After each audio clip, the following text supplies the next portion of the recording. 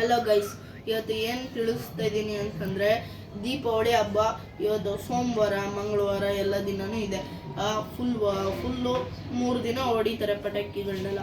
ಆದರೆ ಪ್ಲೀಸ್ ದಯವಿಟ್ಟು ಮಕ್ಕಳಿಗೆ ಪಟಾಕಿಯನ್ನು ಕೊಡಬೇಡಿ. ಏಕೆ ಅಂತಂದರೆ ಮಕ್ಕಳು ಇವಾಗ ಖುಷಿಗೋಸ್ಕರ ಆಟ ಆಡೋಕ್ಕೋಸ್ಕರ ಲವ್ ನೀವು ಹೋಗಿ ಪಟಾಕಿ ಹಚ್ಚು, ನಾಯಿಗೆ ಗೊತ್ತೈತೆ, ನಾಯಿ ಎದ್ರಿಕೆ ಓಡ್ಬಿಡುತ್ತೆ ಅಂತ ಅಂದ್ಬಿಟ್ಟು ಕೆಲವರು ಹಚ್ಚೋಕೆ ಹೋಯ್ತಾರೆ. ಕೆಲವರು ಹಚ್ಚಿದಾಗ ನಾಯಿಗೆ ಸಮಸ್ಯೆ ಆಯ್ತದೆ. ಕೆಲವೊಂದೊಂದ್ಸರಿ ಅದಕ್ಕೆ ಭಯ ಆದಾಗ ಹತ್ರದಲ್ಲಿ ನೀವು ನಾಯಿ ಕಚ್ಚಲ್ಲ, ನಂಗೇನೂ ಆಗಲ್ಲ ಅಂತ ಅಂದ್ಬಿಟ್ಟು ಆಟ ಮಮ್ಮಿಯಿಂದ ಏನೂ ಆಗಲ್ಲ ಅಂತ ಅಂದ್ಬಿಟ್ಟು ನಿಂತಿರ್ತಾರೆ ಹತ್ರನೇ. ಆ ಟೈಮಲ್ಲಿ ಆ ಸಂದರ್ಭದಲ್ಲಿ ನಾಯಿಗೆ ಹೆದರಿಕೆ ಆದಾಗ ಬಂದು ಮಕ್ಕಳಿಗೆ ಕಚ್ಚುತ್ತೆ.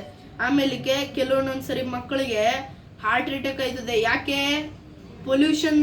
ಪೊಲ್ಯೂಷನ್ ಏರ್ ಬರುತ್ತಲ್ವಾ, ಅದರಿಂದ ಪಟಾಕಿಯಿಂದ ಪೊಲ್ಯೂಷನ್ ಏರ್ ಬಂದಾಗ ಮಕ್ಕಳಿಗೆ ಉಸಿರಾಟಕ್ಕೆ ತೊಂದರೆ ಇರ್ತದೆ.